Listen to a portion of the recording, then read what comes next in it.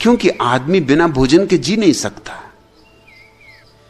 इसलिए कुछ धर्मों ने भोजन पर हमला बोल दिया है, यह मत खाओ वह मत खाओ। उन्होंने इतने नियम बना दिए हैं कि आदमी का जीना मुश्किल कर दिया है। और स्वभावतः आदमी स्वादिष्ट भोजन करना चाहेगा, करेगा तो अपराध भाव पैदा होता है, नहीं करेगा तो तड़फेगा, परेशान होगा, हैरान होगा, मुश्किल में पड़ेगा। अगर नियम मान के चले तो मुसीबत। अगर तुम ठीक ठीक सारे नियम मान के चलो तो जिंदा रहना मुश्किल। शायद ही कोई चीज बचती है जो तुम खा सको। क्या खाओगे? सिर्फ पके हुए फल जो अपने आप गिरते हैं वृक्ष से, वो खाए जा सकते, वो भी तभी तक जब तक बहुत मीठे ना हो गए। क्योंकि जैसे ही बहुत मीठे हो जाते उनमें कीटाणु पैदा हो जाते, उनकी मिठास कीटाणु ले आती, तो हिंसा हो जाएगी।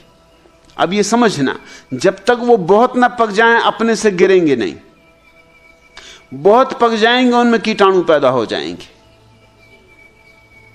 असल में पकने की जो प्रक्रिया है वो बैक्टीरिया से ही होती, कीटाणुओं से ही होती। वो जो मिठास है वो भी बैक्टीरिया की ही प्रक्रिया है, वो भी कीटाणुओं के द्वारा ही पैदा होती। तो जब फल पूरा पकेगा वो कीटाणुओं से भर जाएगा, तभी वो अपने आप गिरेगा।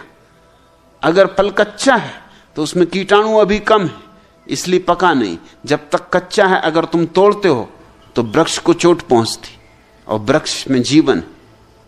फल तोड़ के खा सकते नहीं, फल तोड़ के खाना भी पाप है।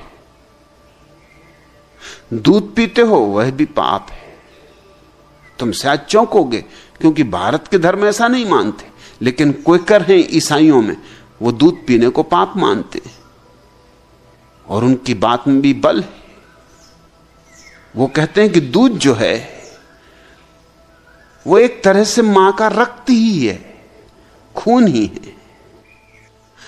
आखिर अंडा जैसे शरीर से आता है वैसे ही खून भी शरीर से आता है।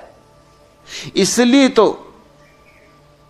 दूध पीने से तुम्हारा खून बढ़ जाता, चेहरे पे सुर्खी आ जाती। खून बढ़ाने के लिए दूध से बढ़िया और कोई चीज नहीं। तो दूध